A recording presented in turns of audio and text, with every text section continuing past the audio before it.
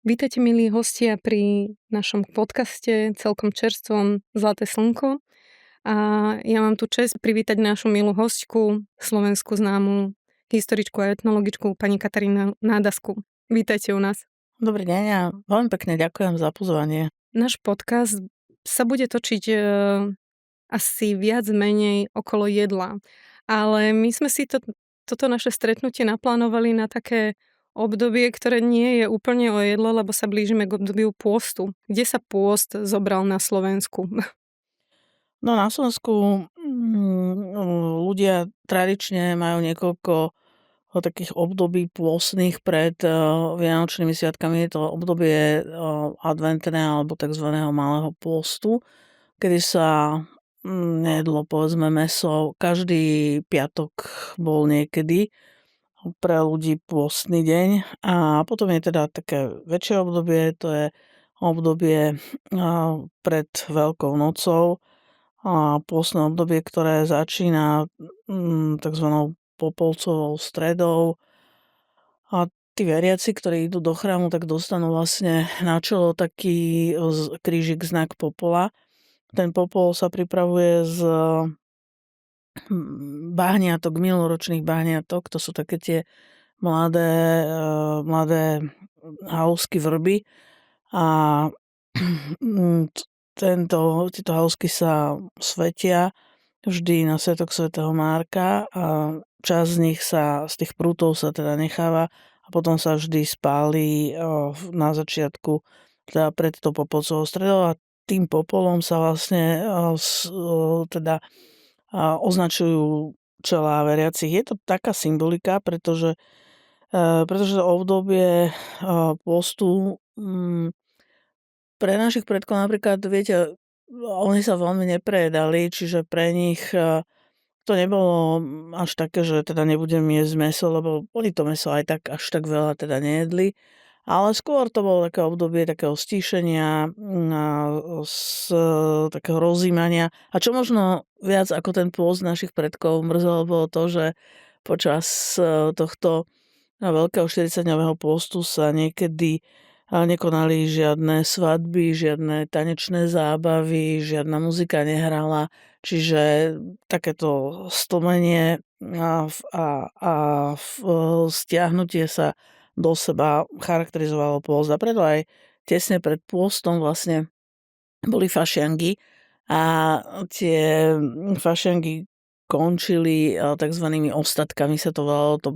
To bolo vlastne takéto posledné fašiangové trojdnie a celé sa to končilo v útorok o 12:00 v noci, čiže úderom polnoci, pretože už 12 hodín 1 minúta po polnoci už začína pôst, takže tam bol taký úkon pochovávanie basy. Basa, aj sa tak hovorí, že basa tvrdí muziku, to znamená, je to krásny hudobný nástroj, veľký a práve preto sa tu robil taký ten žartovný, samozrejme, úkon pochovávania basy, čiže symbolicky sa tá hudba na tých 40 dní ako keby naozaj pochovala aj doslova niekedy, pretože tá hudba zmlkla. No ale k tomu jedlu, ja by som povedala aspoň veľmi krátko, že viete, tie fašiangy, kedysi to boli také nielen obchôdzky s máskami alebo s maškarami, ako sa to hovorilo, ale boli to aj svadby, zábíjačky, čiže to obdobie bolo vždy také hojné na, my sme povedali moderným jazykom, že na také nezdravé potraviny, veľmi také kalorické. Jednak to boli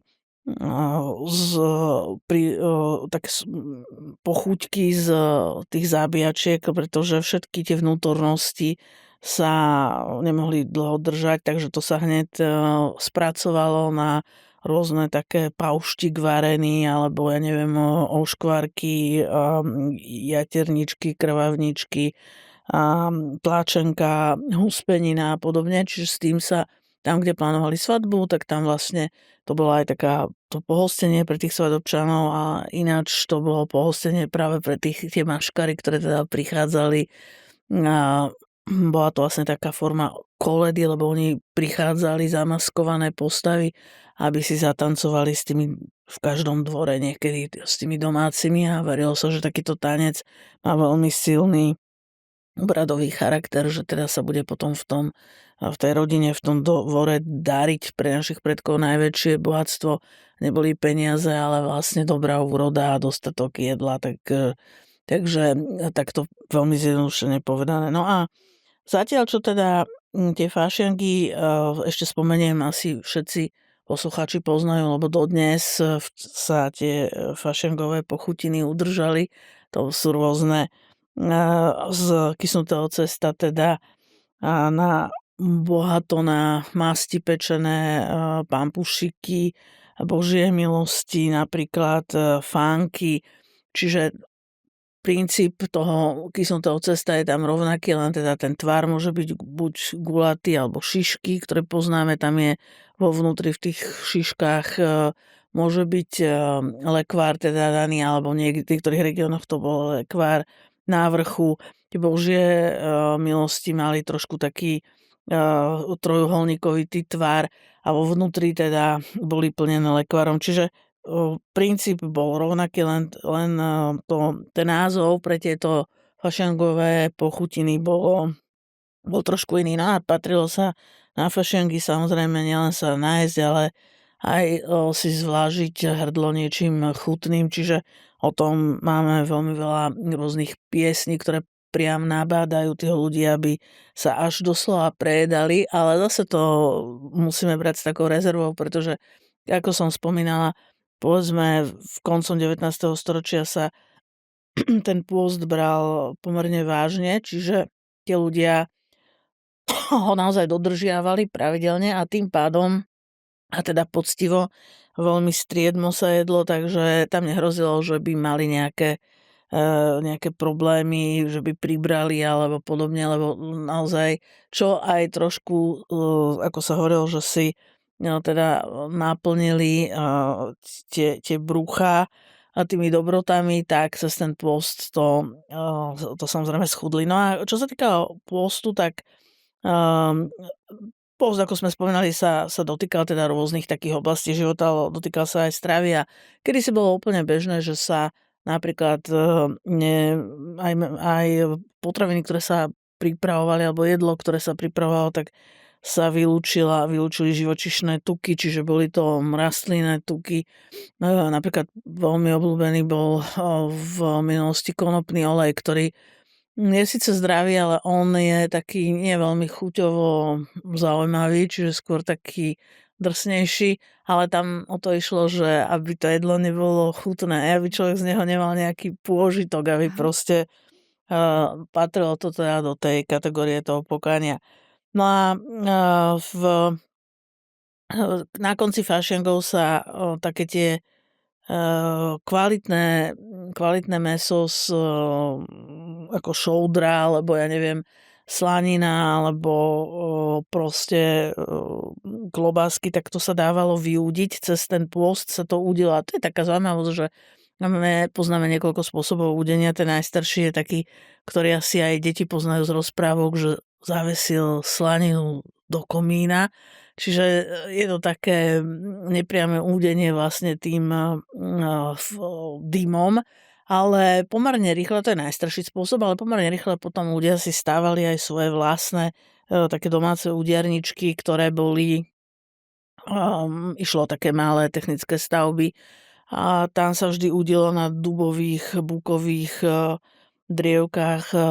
Na to sa dbalo, aby ten ohník bol taký malý a vlastne všetky tie dobroty sa vyudili. Udelo sa kvôli tomu, že v minulosti neboli teda mrázničky, chladničky a to mäso bolo vzácne, jednoducho bolo treba s ním hospodárne nakladať a samozrejme, že ten proces údenia, on trošku predlžuje tú životnosť tých potravín, takže presne kvôli tomu a to je možno aj taký rozdiel, že dnes samozrejme sa údi tiež a je dostať okrem veľkých priemyselných rýchlo udiarní aj také menšie udierničky, ktoré si môžu ľudia, tak je to už tiež priemyselné udenie, ale tam keď dáte mäso, tak ho máte vyudené povedzme za hodinu a pol alebo niekedy aj za 30 minút, ale tí naši predkovia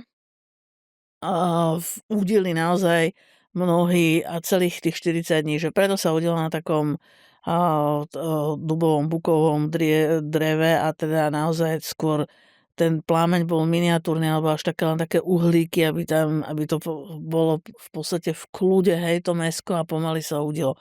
No okrem udenia, čím sa predĺžovala tá trvanlivosť, tak to bolo potom aj mäso, ktoré sa nalialo do takých hlinených džbánov a zalialo sa masťou. Hej. Čiže takéto mäso zalievané v masti, takisto sa predĺžila tá jeho trvanlivosť. Tak toto boli tie úkony, ktoré sa urobili pred tým postom a počas postu teda sa prešlo na tie rastlinné oleje a samozrejme konzumovali sa ryby. To je taká zaujímavosť, počas postného obdobia sa ryby mohli jesť. Niekedy v 13. storočí sa cirkevní otcovia dohodli, lebo tých pôstov bolo, keby sme išli do minulosti, tak ich bolo viac a viac a viac. Hej. No a aby teda ľudia mali takú pestrejšiu stravu, tak vlastne sa dohodlo, že ryby, to sú studenokrvné živočichy, že tie teda sa môžu konzumovať mäso z rýb aj počas pôstu. A keby sme išli, ja neviem, hlbšie do tej histórie, tak sa konzumovalo počas postu napríklad bobre, ondatry, raky, slimáky, čiže rôzne, aj dokonca teda vtáky vodné, čiže tak samozrejme dneska bobor je už zákonom chránené zvieratko a podobne, ale kedysi napríklad z bobra bola veľká delikatesa, bobrý chvost, ktorý sa proste pripravoval pečením. Áno. Takže takisto to obdobie postu, viete, ono sa tak strieda, že jeden rok, to závisí všetko od dátumu Veľkej noci, alebo to je pohyblivý sviatok, tak napríklad keď ten pôst bol už, lebo Veľká noc sa môže sláviť niekedy od polovice marca, myslím, že do konca apríla, tak keď sa ten pôst dostával, že bola Veľká noc už v koncom apríla, tak vtedy napríklad sa k tým rybám to bolo niekedy bežné, že napríklad pôstna kapustnica so žabými stehienkami, tie žabky, ktoré tiež sú dnes zákonom chránené mnohé, tak kedysi to bolo bežné jedlo, chlapci nachytali a mami teda vedeli veľmi chutne pripraviť, alebo sa proste piekli tie žabie stehenka, čiže bolo to pôstne jedlo, podobne ako sa zachovali tak krásne recepty na prešporský slimačí kaviár, pretože v Prešporok, či dnes Bratislava, to okolie bolo kedysi vinohradníci a vinári. To bola určite jedna a tá istá osoba, dnes sú to často dve osoby. Lebo ten, kto má vinohrad, tak nie vždy je aj vinár, ale kedysi kto bol vinohradník, bol aj vinár. No a na jeseň sa pozbierali slimáky po tom vinohrade, potom cez zimu sa dal piesok do takého sudu a tie slimáky sa prikrmovali kvalitným proste nejakými napríklad kapustnými listami a podobne. A oni sa tak potom prečistili, potom im dali už na jar trošku hladovečku, takže a potom sa predávali na trhu normálne, ako je niekoľko receptov z Prešporka a nie tak dávnych, povedzme do začiatku 20. storočia, kde sa tie slimáky jedli, čiže nie je to vždy tak celkom pravda aj pri tých žabách, že by sme si povedali, že všetci to tak máme nejak zakodované, že to sú proste francúzske delikatesy, ale to boli kedysi, ako hovorím, nie tak dávno. Naše delikatesy. Áno, úplne bežne aj v mestách, aj na vidieku a podobne to bolo aj s týmito slimákmi a je pre mňa je to také ja veľmi obdivujem napríklad tie ženy v minulosti, že ako si oni vedeli poradiť a ako vedeli krásne teda vyčariť aj povedzme z tých žabých stehienok veľmi, veľmi chutnú, delikátnu večeru alebo pokrm ako taký. A čím to je, že tieto typy mäsa, alebo teda ako sú ryby, ako sú žabacie stehienka, boli omilostené z toho pôstu? Pretože ide o studenokrvné zvieratá Hej, čiže oni majú proste hovorilo sa, že to bola jedna vec a druhá vec, že nemajú nohy, aj keď to doplatí len pri tých rybách, hej, Mhm. ale tam sa to potom vzťahovalo, teda ako som povedala, ten širší diapazón tých Mhm. vodných zvierat. Takže kvôli tomu.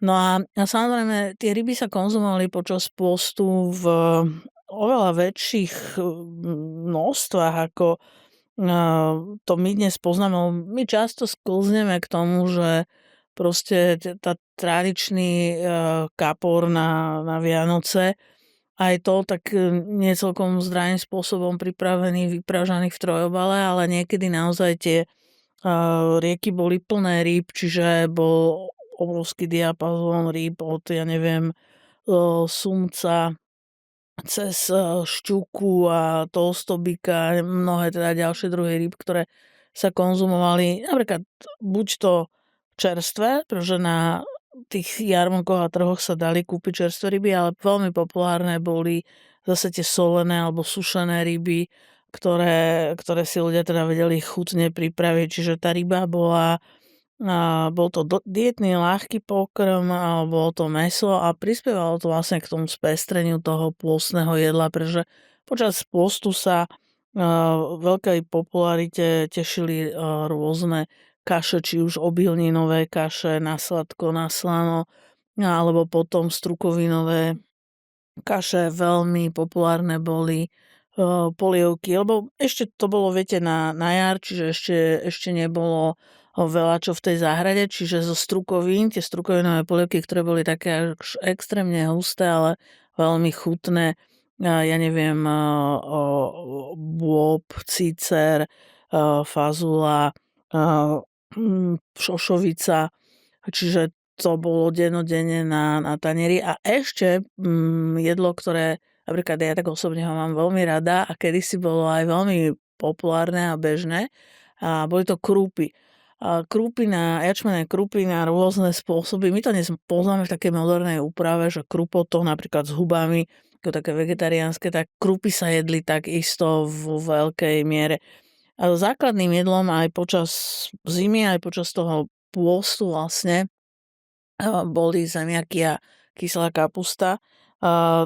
Hovorievalo sa, alebo bol to taký obrad, že tesne už pred veľkonočným trojdním, čiže pred samotnými sviatkami Veľkej noci, gazdina už išla rukou do toho suda dreveného a už tam bolo na dne tej kapusty. A že ju teda tak symbolicky dala pod ovocný strom, tú poslednú hrst, na jednej strane s veľkou vďakou, pretože tá kapusta tých ľudí cez tú zimu živila, ale na druhej strane už aj s takou nádejou, že no už dosť, lebo viete, tak celú zimu sa kombinovali tie dve základné potraviny, zemiaky a kyslá kapusta. A samozrejme, že k tomu, teda ako sme hovorili, bolo aj mäso, napríklad veľmi populárnym mäsom aj na jar, okrem teda tých zabíjačiek, čo sme hovorili, ale populárnym mäsom bola baranina, akože famózne uvarená, či už to bola akoby taký baraní guláš, alebo baranina s fazulou, baranina práve s tými krúpami, čiže Pani Nádeska, mne sa zbiehajú slinky. Toľko dobrôt ste vymenovali a to sa bavíme o pôste.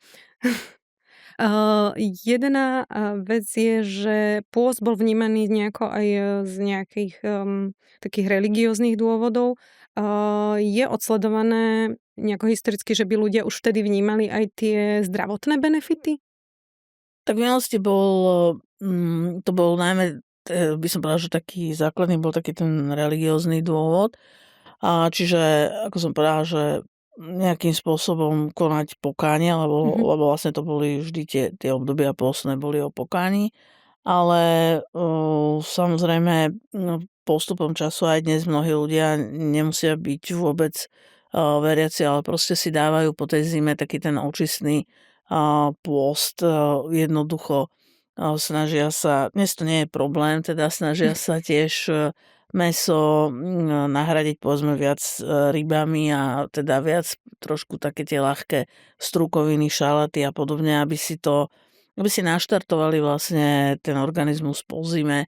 Je veľmi veľa spôsobov, ako to urobiť.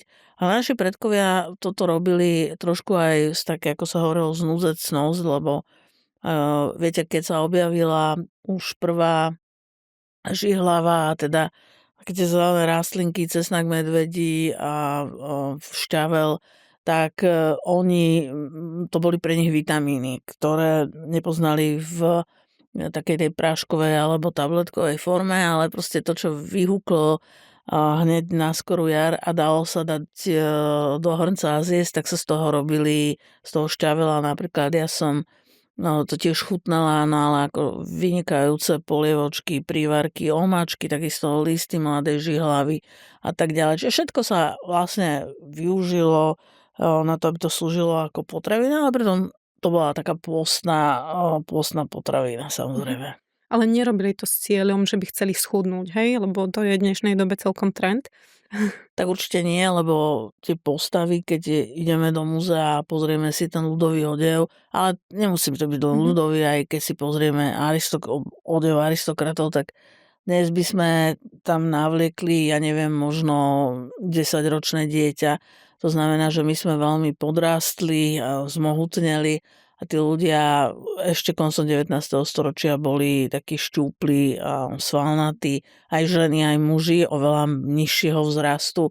A teda tým, že mali stále tú fyzickú prácu, tak ich trápili iné druhy chorôb ako nás. Oni nepoznali nejaké civilizačné ochorenia, kardiovaskulárne a podobne, ale povedzme mali niekedy problém s chrupom, alebo viete, mali problém s tým, ako vyliečiť rezné, bodné rany, zlomeniny.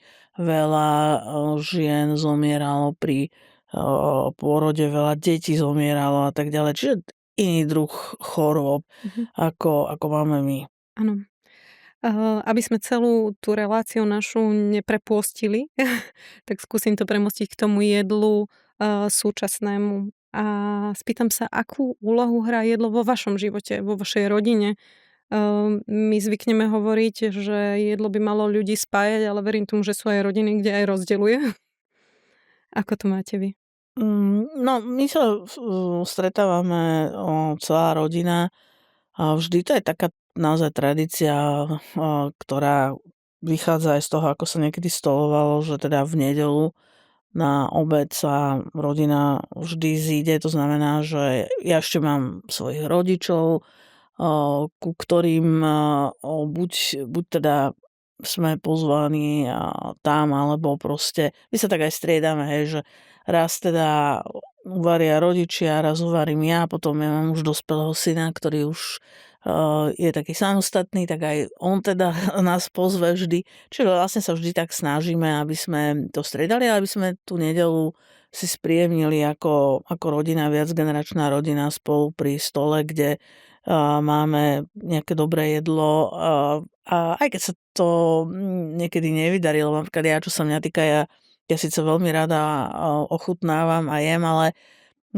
ja mám rada také jednoduché jedlá, pretože viete, a práve tá slovenská tradičná ľudová kuchyňa je skvelá v tom, že tam, ako by som to tak jednoducho povedala, sú tam jedlá, ktoré sú jednoduché, často zmiešate viacero surovín do jedného hrnca, pekne povaríte a je z toho chutné jedlo, ktoré vás zasytie, čiže človek, keď si dá nejakú vynikajúcu, napríklad taká fazulová fučka, to je geniálne jedlo. Fučka? Čo to je? Fazulová fučka, uvarí sa normálna fazula, teda strukovina a potom, keď je dostatočne mäkká, tak sa, ja to vlastne, môžeme ju dneska vymixovať, do mixera vymixujeme a dá sa to na plech a zapečie sa to a to je úžasné jedlo, pretože... Samotné sa to je?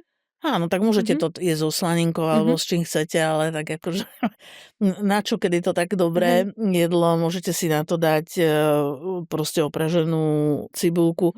Máte taký krásny zlatistý povrch a keď idete lyžičkou, tak je to taká ako kaša, čiže ja napríklad mám rada takéto druhy jedál, kde nemusím používať ja neviem, 10 hrncov, ale stačí mi jeden a vlastne človek zostane dlho zasytený, no. Takže u mňa, a toto bolo tak vždy, aj keď proste môj syn bol malý, tak ja som sa snažila, aby mal pestrú stravu, ale napríklad on ako dieťa miloval veľmi morské plody, kalamáre a ja neviem, proste všetko, čo sa týkalo malé chobotničky, miloval olivy, takže to je ako dieťa mal taký naozaj, že trošku špecifické to stravovanie, pretože ja som samozrejme a mu vychádzala v ústrety, keďže aj mne sa takáto kuchyňa ľahká stredomorská celkom pozdávala. Takže môj syn vyrastal proste Ako mediteránec. nie na nejakých rezňoch, ale proste naozaj na také ľahkej kuchyne a cestovinách. No ale keď už som sa ja osamostatnila, tak mne sa už podľa toho času mám málo, takže ja si napríklad často urobím naozaj, ako som spomínala, jedlo, s ktorým som sa stretla, dajme tomu v tom teréne a poznám ho ako veľmi také nekomplikované, jednoduché. Viete, ja mám veľmi rada strukoviny a hlavne v tej zime je to, či to je polievka alebo tie spomínané kaše, čiže ja sa potom z takého jedla nasytím aj na celý deň a mám pokojný, musím toľko samozrejme vyvárať. Presne to som sa chcela spýtať, že či vlastne, keď robíte ten výskum a týka sa práve tradícií, čo sa týka kuchyne, takže či naozaj všetko ochutnávate, alebo že či už sa stalo, že ste narazili na nejaké jedlo, ktoré ste pozreli na zloženie a povedzte si, že to nemusím ochutnať.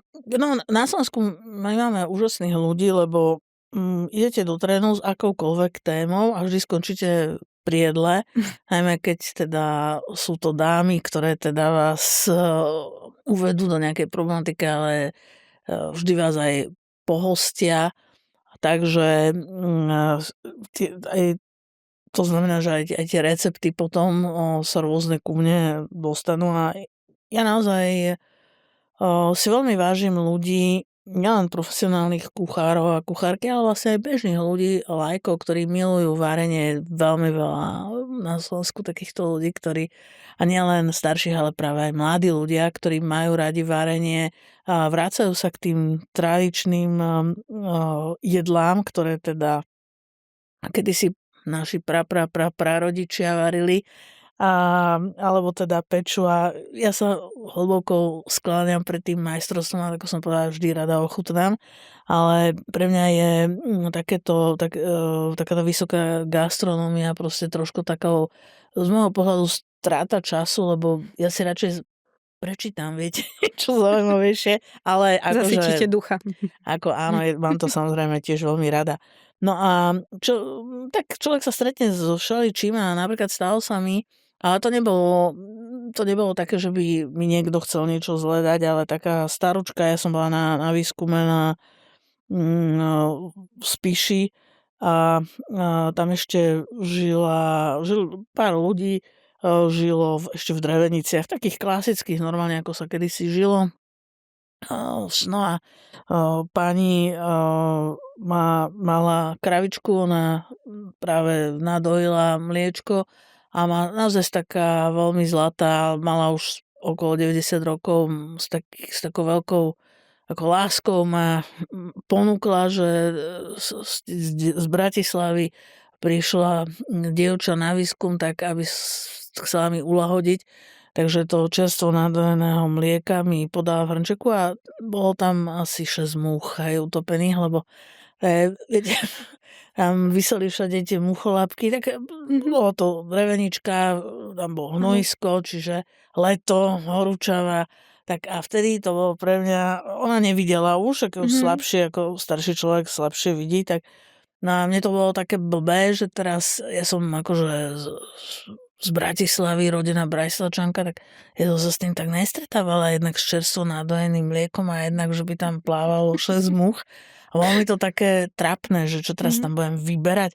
Tak proste som si povedala, že musím. A tak som zavrela oči a pekne som to prehltla. No tak nič sa mi nestalo samozrejme, ale hej, však človek sa stretne a hlavne keď keď to aj poznajú poslucháči aj sami, že keď idú, ja neviem, do zahraničia, tak viete, ako sa hovorí, iný kraj, iný mrav, a to platí aj samozrejme pre kulinárium, že bežne sa v Ázii jedia, ja neviem, pečené potkany alebo Áno. plázy, alebo ja neviem, keď idete na Kaukaz, tak tam jedna z takých akože pochutín, čím si vás chcú uctiť, sú ovčie uči a teda mozog a Mhm. podobne.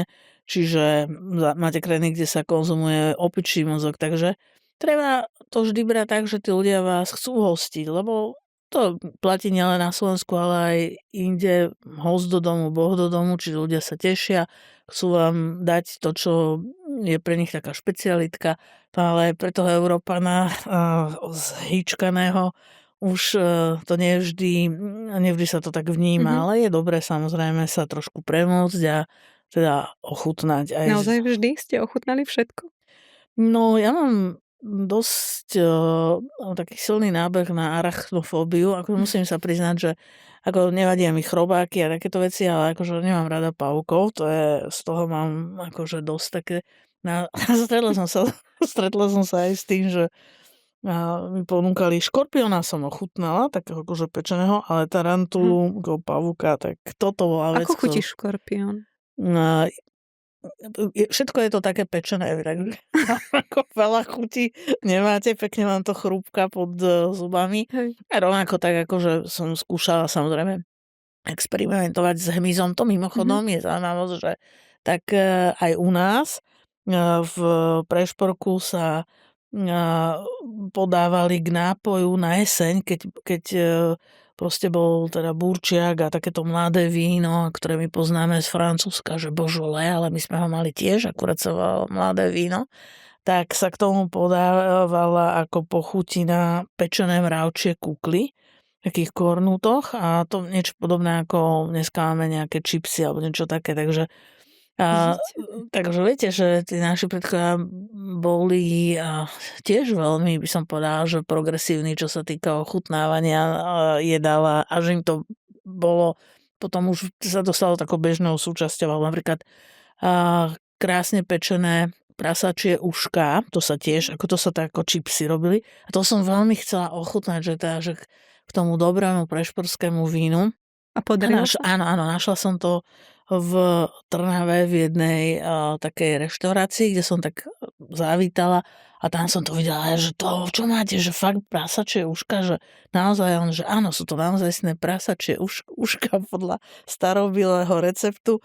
Bolo Mhm. to vlastne ako na spôsob čipsov, takže Mhm. celkom som sa chuťovo preniesla naozaj do konca toho 19. storočia, kde Mhm. sa to popisuje, že to bolo v Prešporku A delikatesa?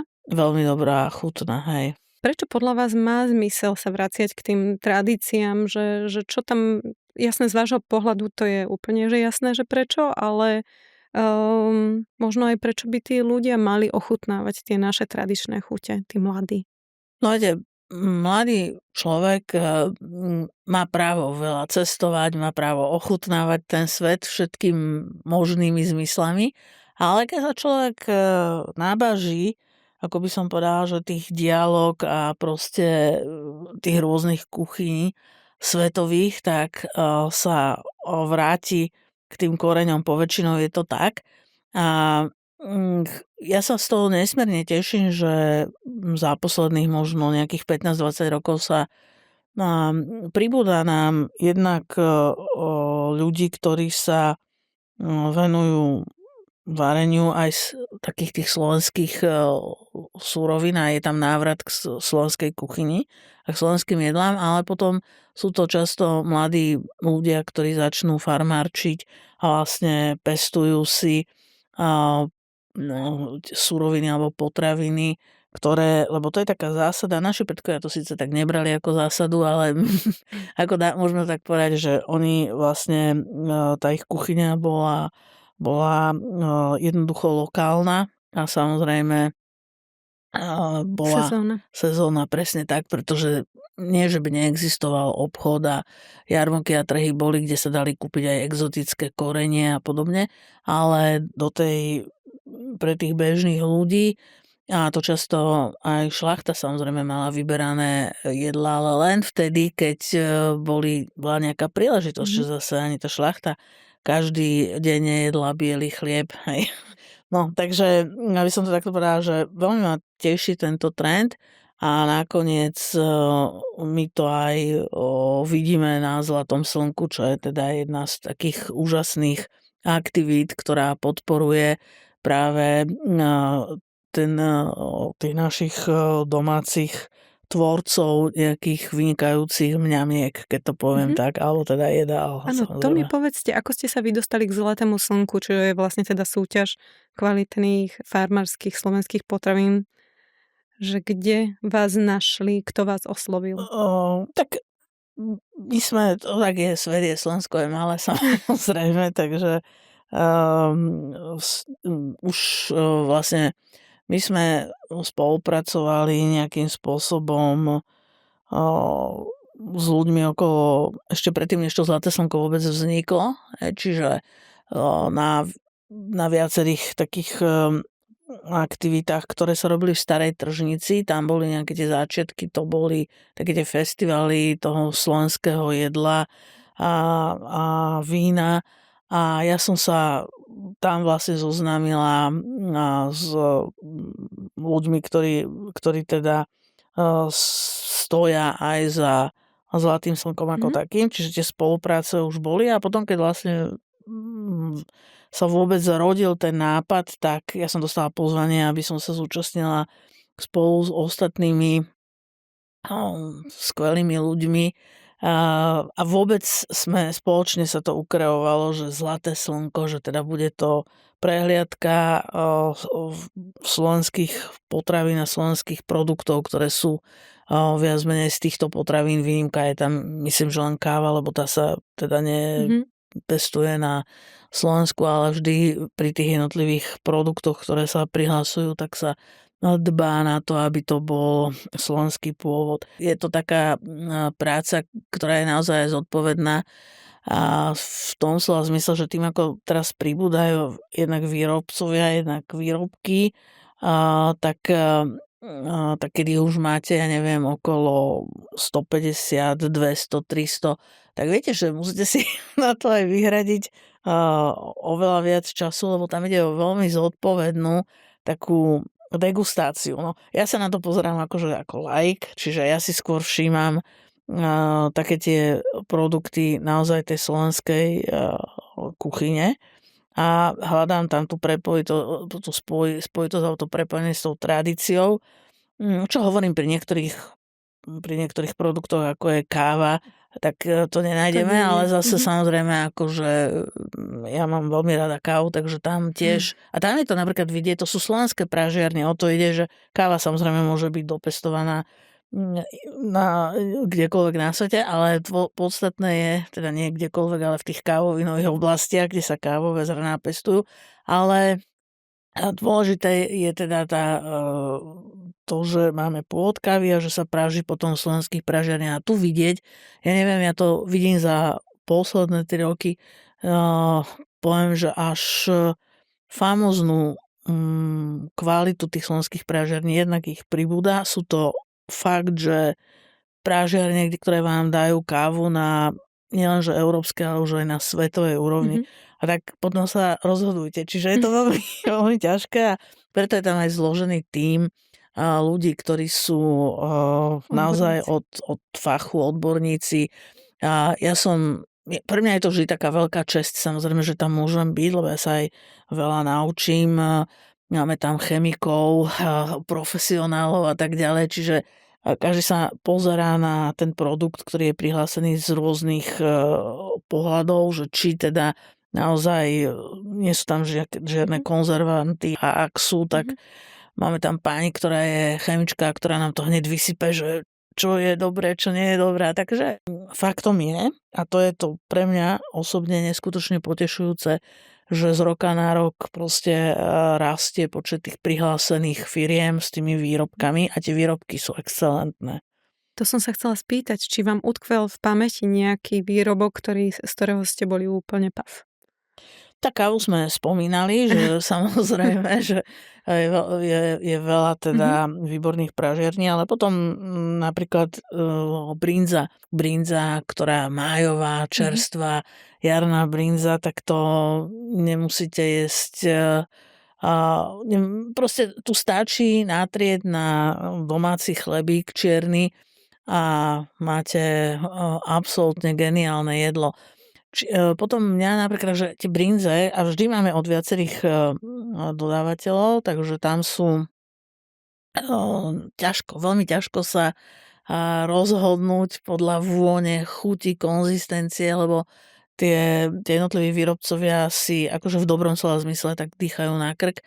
A to ma vždy očarí slovenské syry, ktoré sú zrelé, alebo teda vyzreté.